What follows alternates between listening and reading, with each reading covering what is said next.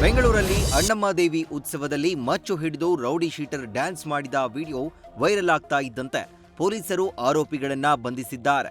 ಆರೋಪಿ ನಂದೀಶ್ ಅಲಿಯಾಸ್ ಕಾಟು ಮತ್ತು ಮತ್ತೊಬ್ಬ rowdy sheeter Ranjith alias Ranju ಮಚ್ಚು ಹಿಡಿದು ಡ್ಯಾನ್ಸ್ ಮಾಡಿದ್ರು.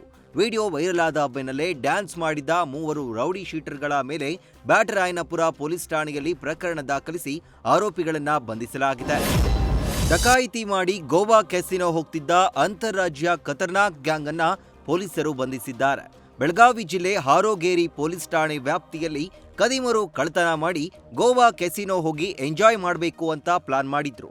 ಆದರೆ ಹಾರೋಗೇರಿ ಪೊಲೀಸರು ಬಲೆ ಬೀಸಿ ಆರೋಪಿಗಳಾದ A1 ರವಿ ಸಿಂಧೆ, A2 ಸುನಿಲ್ ಪವಾರ್, ಶಂಕರ್ ಜಾಧವ್ ಸೇರಿದಂತೆ 7 ಜನರನ್ನ ಬಂಧಿಸಿದ್ದಾರೆ. ಬಂಧಿತ ಡಕಾಯಿತ ಗ್ಯಾಂಗ್ನಿಂದ 36,11,000 ಮೌಲ್ಯದ ಚಿನ್ನಾಭರಣ, ನಗದು ಹಣವನ್ನ ಜಪ್ತಿ ಮಾಡಲಾಗಿದೆ. ಕನ್ಸ್ಟ್ರಕ್ಷನ್ ಲಾರಿ ಹಿಂಬದಿಗೆ ಬೈಕ್ ಡಿಕ್ಕಿ ಹೊಡೆದು ಬೈಕ್ ಸವಾರ ಸ್ಥಳದಲ್ಲೇ ಸಾವನ್ನಪ್ಪಿದ್ದಾನೆ. ಈ ಘಟನೆ ಬೆಂಗಳೂರಿನ ಕೊಡಿಗೆಹಳ್ಳಿ ಫ್ಲೈಓವರ್ ಮೇಲೆ ಬೆಳಗ್ಗೆ 6 ಗಂಟೆಗೆ ನಡೆದಿದೆ. ದೇವನಹಳ್ಳಿ ಕಡೆಯಿಂದ ವೇಗವಾಗಿ ಬರ್ತಾ ಇದ್ದ ವೇಳೆ ಬೈಕ್ ಸವಾರ ನಿಯಂತ್ರಣ ತಪ್ಪಿ ಲಾರಿಗೆ ಡಿಕ್ಕಿ ಹೊಡೆದಿದ್ದಾನೆ. ಡಿಕ್ಕಿಯ ರಭಸಕ್ಕೆ ಸವಾರ ಸ್ಥಳದಲ್ಲೇ ಮೃತಪಟ್ಟಿದ್ದು, ಮೃತದೇಹವನ್ನ ಬ್ಯಾಪಿಸ್ಟ್ ಆಸ್ಪತ್ರೆಗೆ ರವಾನಿಸಲಾಗಿದೆ. ಗೃಹ ಬಳಕೆ ಗ್ಯಾಸ್ ಸಿಲಿಂಡರ್ ಅನ್ನ ಸಾಗಿಸ್ತಾ ಇದ್ದ ಲಾರಿ ಪಲ್ಟಿಯಾಗಿದೆ. ಈ ಘಟನೆ ಗದಗ ಜಿಲ್ಲೆಯ ರೋಣ ಪಟ್ಟಣದ ಹೊರವಲಯದಲ್ಲಿ ನಡೆದಿದೆ. ಹುಬ್ಬಳ್ಳಿಯಿಂದ ರೋಣ ಗಜೇಂದ್ರಗಡ ಮಾರ್ಗವಾಗಿ ಕುಷ್ಟಗಿ ಪಟ್ಟಣಕ್ಕೆ ಹೊರಟಿದ್ದ ವಾಹನ ತಿರುವಿನಲ್ಲಿ ಓವರ್ಟೇಕ್ ಮಾಡಲು ಹೋದಾಗ ಚಾಲಕನ ನಿಯಂತ್ರಣ ತಪ್ಪಿ ರಸ್ತೆ ಪಕ್ಕದ ಜಮೀನಿಗೆ ಉರುಳಿದೆ. ಸಿಲಿಂಡರ್ ತುಂಬಿದ್ದ ವಾಹನ ಪಲ್ಟಿಯಿಂದಾಗಿ ಕೆಲಕಾಲ ಸ್ಥಳೀಯರಲ್ಲಿ ಆತಂಕದ ವಾತಾವರಣ ನಿರ್ಮಾಣವಾಗಿತ್ತು. ಅದೃಷ್ಟವಶಾತ್ ಯಾವುದೇ ರೀತಿಯ ಅಪಾಯ ಸಂಭವಿಸಿಲ್ಲ. ಇರಾನ್ ಮತ್ತು ಇಸ್ರೇಲ್ ಯುದ್ಧದ ಎಫೆಕ್ಟ್ ಚಿಕ್ಕಬಳ್ಳಾಪುರ ನಗರದ ನಾನ್ ವೆಜ್ ಹೋಟೆಲ್ಗಳಿಗೂ ತಟ್ಟಿದೆ. ನಿನ್ನೆ ವೀಕೆಂಡ್ ಹೊತ್ತಲ್ಲಿ ಮಿಲಿಟರಿ ಹೋಟೆಲ್ಗಳಿಗೆ ಗ್ಯಾಸ್ ಟ್ರಬಲ್ ಎದುರಾಗಿದೆ. ಸಿಲಿಂಡರ್ ಅಭಾವದಿಂದ ವಿವಿಧ ತರಹದ ಮಾಂಸದ ಖಾದ್ಯಗಳ ತಯಾರಿಕೆಗೆ ಹೋಟೆಲ್ ಮಾಲೀಕರು ಬ್ರೇಕ್ ಹಾಕಿದ್ದಾರೆ. ಬಹಳಷ್ಟು ಖಾದ್ಯಗಳನ್ನ ಸೌದೆ ಒಲೆಗಳಲ್ಲಿ ತಯಾರು ಮಾಡಲಾಗ್ತಾ ಇದೆ. ಆದಷ್ಟು ಬೇಗ ಗ್ಯಾಸ್ ಸಿಲಿಂಡರ್ ಅನ್ನ ಒದಗಿಸುವಂತೆ ಹೋಟೆಲ್ ಮಾಲೀಕರು ಮನವಿ ಮಾಡಿದ್ದಾರೆ. ಬೆಂಗಳೂರಿನ ಚಾಮುಂಡಿ ನಗರದಲ್ಲಿ ಕುಡಿಯುವ ನೀರಿಗೆ ಹಾಹಾಕಾರ ಶುರುವಾಗಿದೆ.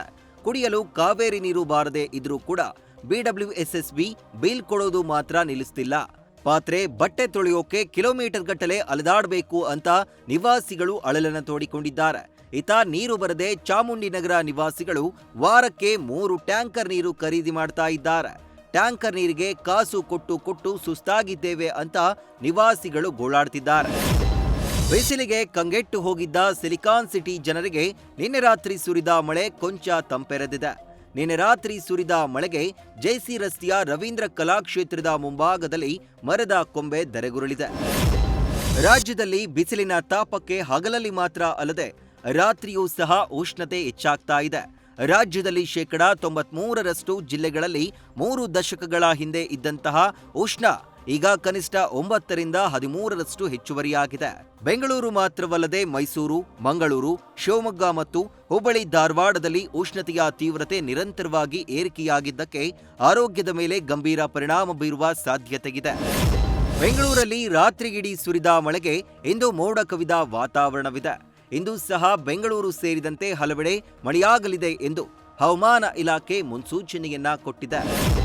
ದಕ್ಷಿಣ ಕಾಶಿ ನಂಜನಗೂಡಿನಲ್ಲಿ ಪಂಚಮಹಾ ರಥೋತ್ಸವ ಸಂಭ್ರಮ ಜೋರಾಗಿದೆ.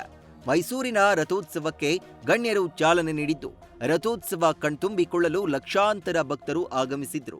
ದೇಗುಲದಲ್ಲಿ ಪೂಜಾ ವಿಧಿವಿಧಾನಗಳ ಬಳಿಕ ಶ್ರೀಕಂಠೇಶ್ವರ, ಗಣೇಶ, ಸುಬ್ರಹ್ಮಣ್ಯ, ಚಂಡಿಕೇಶ್ವರ ರಥೋತ್ಸವಗಳನ್ನ ಭಕ್ತರು ಎಳೆದಿದ್ದಾರೆ. ರಥೋತ್ಸವದಲ್ಲಿ ಶಾಸಕ ದರ್ಶನ್ ಧ್ರುವನಾರಾಯಣ್, ಜಿಲ್ಲಾಧಿಕಾರಿ ಲಕ್ಷ್ಮೀಕಾಂತ್ ರೆಡ್ಡಿ ಸೇರಿದಂತೆ ಹಲವು ಗಣ್ಯರು ಭಾಗಿಯಾಗಿದ್ರು.